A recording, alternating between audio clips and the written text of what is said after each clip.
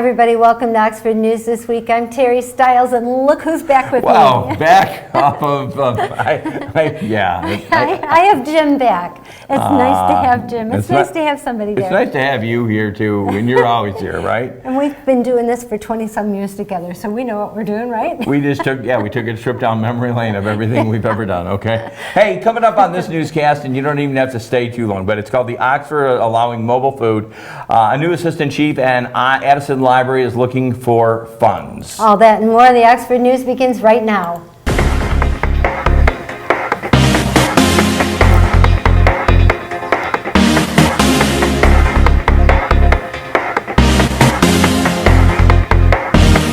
Last week, the Oxford Township Board voted unanimously to approve an ordinance to allow for mobile food establishments. The ordinance created regulations for these types of establishments in the township. While the trucks can operate on private or public property, standards of zoning districts must be followed, and placement of the truck must receive property management permission first.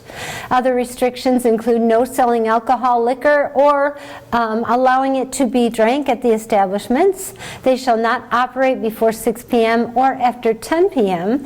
Vendors would fill out a permit application to operate and submit to the township clerk office prior to setting up business. For more information on food trucks, go to the township website at oxfordtownship.org and look for the mobile food link, or call the clerk's office at 248-628-9787 extension 108. Jim? The Oxford Fire Department welcomed another new hire this month with the hiring of a new assistant chief. In the unanimous vote by the Township Board, they voted to hire Matthew Majestic. As a new full-time assistant chief, Majestic comes to the township as nearly 30 years of fire department veteran and lieutenant and captain experience at West Bloomfield, Kegel Harbor, Orchard Lake Village, and Sylvan Lake. Recently, he served as program manager for the Oakland Fire Training Institute at Oakland Community College. He currently lives in Macomb Township with his wife, Katie. Congratulations go out to the Assistant Chief Majestic. Welcome to Oxford, Terry.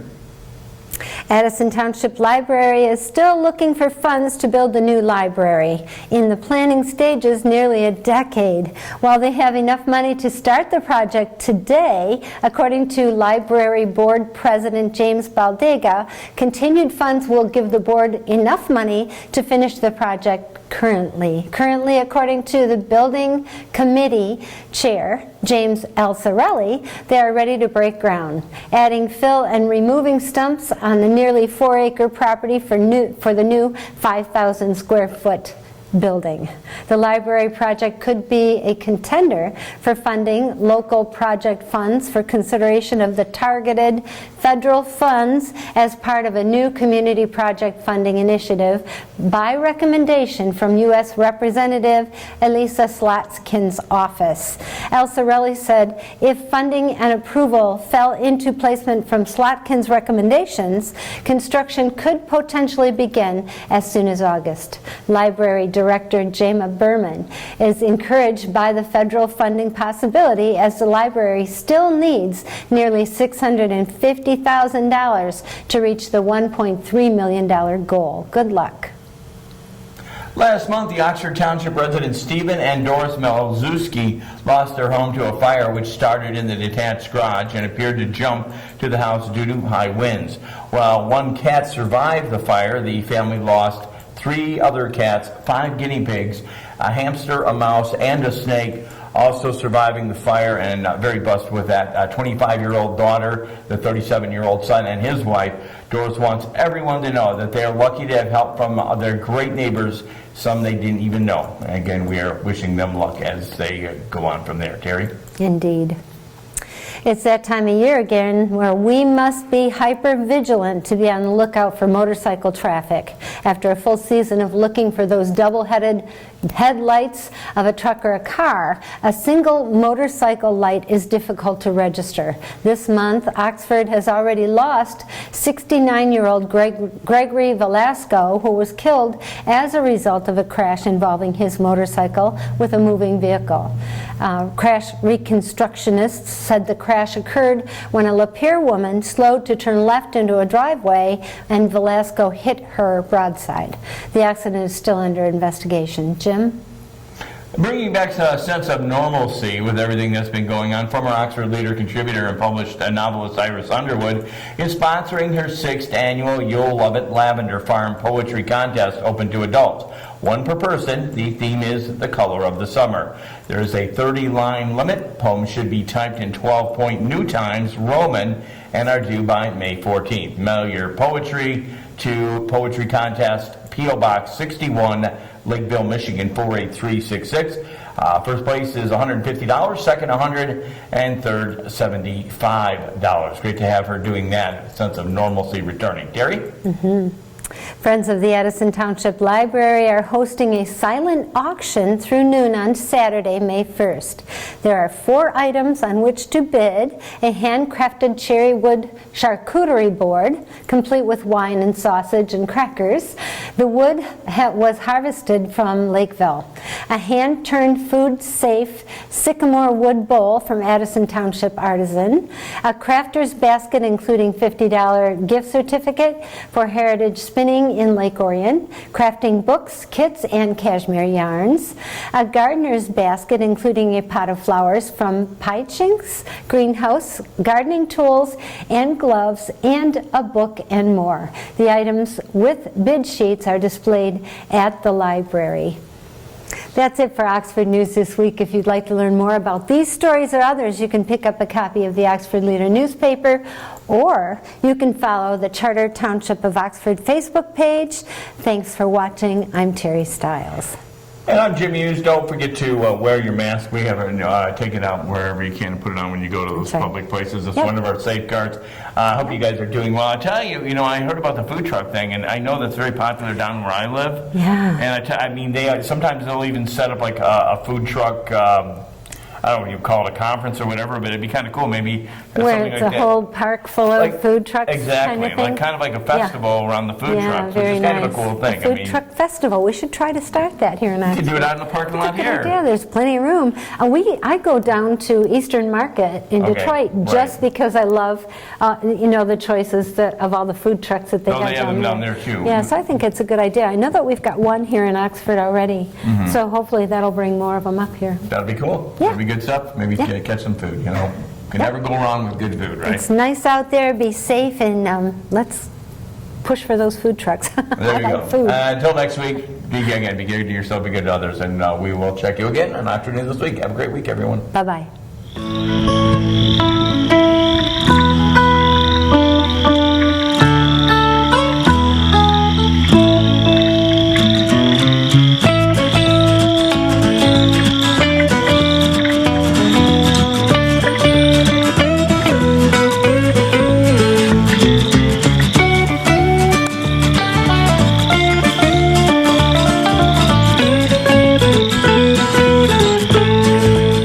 Welcome to Auto Talk. I'm Dave Kenny, and this story is taken from Automotive News.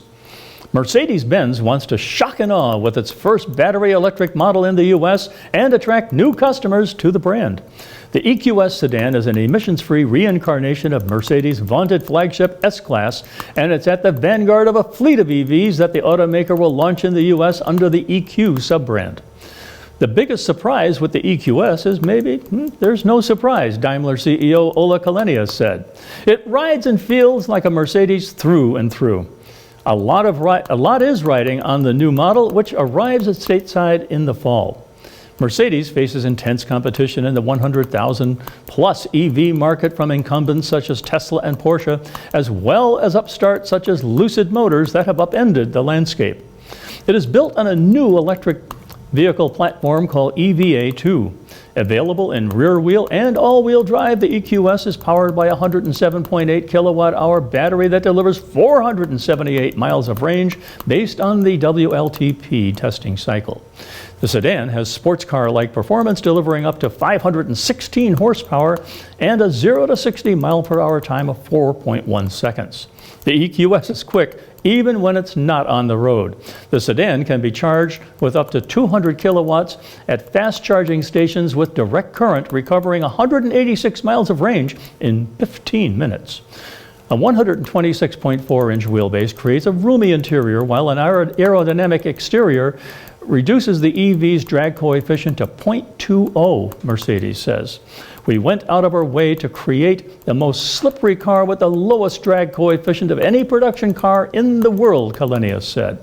Available rear-axle steering capable of a steering angle of up to 10 degrees allows the more than 16-foot-long sedan to have the maneuverability of a compact car. It's just a little feature, but it demonstrates that the engineers think about every little detail, Källenius said. The EQS will appeal to tech-oriented people who might not have considered a Mercedes, he says. We see that there is a conquest potential with this vehicle for people who love that blend of luxury and tech. I'm quite optimistic that we will find new fans for the brand with this vehicle, he says. Equipped with up to 350 sensors, the EQS brims with smart tech and spacious information displays. The cockpit is anchored by a 56-inch curved high-resolution hyperscreen that stretches the width of the cabin and stitches together 3 screens, a 17.7 center display flanked by a pair of 12.3-inch screens. Källenius expects the take rate on the feature to top 50%. Starting next year, Mercedes plans to introduce Level 3 autonomous driving features, allowing operators to disengage mentally and physically from driving tasks on the EQS. It's unclear when that will be available in the US, however. Other safety features include images that rotate counterclockwise nearly imperceptibly to reduce eye strain, and the upper part of the windshield is tinted to reduce glare. The displays are bonded together to the glass to avoid reflection. In the event of a crash, the screen panel will deform in a controlled manner, Mercedes says. As if the EQS didn't have enough screens, also available is a head-up display that uses augmented reality and 1.3 million mirrors to generate and project key driving and navigation information onto the windshield. Quite a car. Well, that's it for this edition of Auto Talk. I'm Dave Kenny, and we'll be right back. With your Oxford Wildcats athletic update, I'm Teddy Rodquist.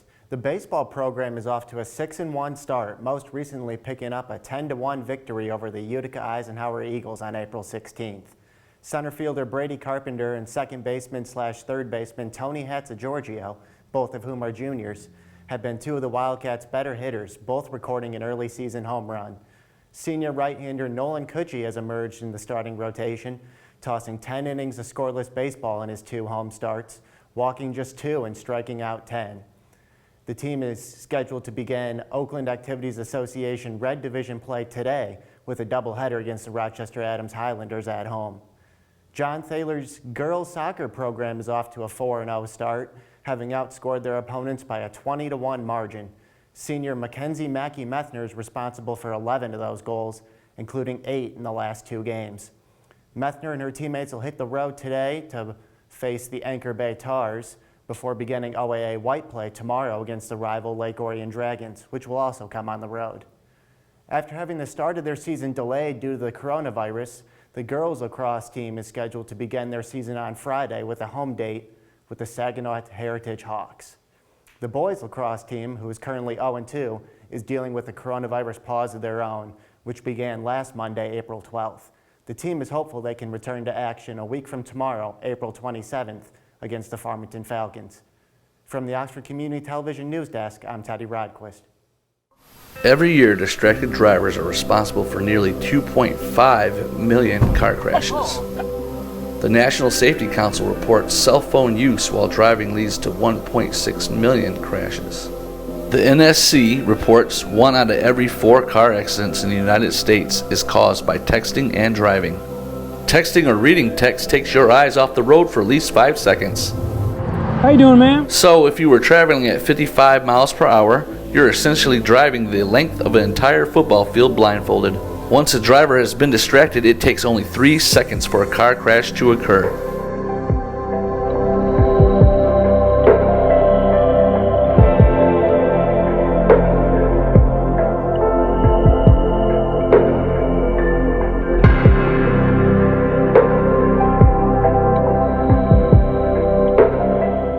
Welcome to Science in the News. I'm Dave Kenny, and this story is taken from New Scientist.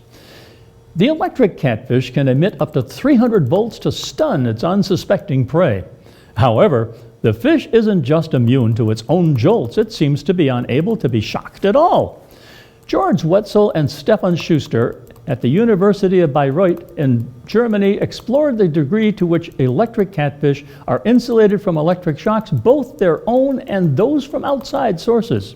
In one test, in which a goldfish and one of the two electric catfish used in these trials shared a tank, Wetzel and Schuster coaxed the catfish into discharging its electricity by gently brushing its tail. In another, they used a commercial electrofishing device to give the entire tank a jolt. In both trials, the goldfish spasmed and contorted its body briefly before recovering, but the catfish was unaffected. It was absolutely amazing to see how unexpressed and relaxed electric catfish swam through their tank when being confronted with electric shocks that usually narcotize other fish, says Wetzel. The first two tests indicated that the catfish's muscles were unaffected by electric shocks, but gave no clues as to whether its nervous system has the same insulation. To test the nervous system interference, the researchers added electrodes that maintained a current in the water. Then they played a loud blast of sound to startle the fish into emitting a shock. If the animal's nervous system was impaired by the ambient electric field, the fish probably wouldn't react by producing a shock, says Wetzel. High-speed cameras were used to watch for even a slight delay between the fish's reaction if one occurred. When the sound was played, the catfish was unfazed, displaying what seemed to be a nearly complete immunity to the effects of electricity. The paradox of the electric catfish becomes more mysterious when you account for the fact that the fish often hunts by sensing weak electric fields emitted by its prey. So it isn't as though they don't have a way to detect electric fields. We hope to find out more about the nature of their protective mechanism in future experiments, says Wetzel. This is a mystery that we now want to solve. And good luck. Well, that's it for Science in the News. I'm Dave Kenny.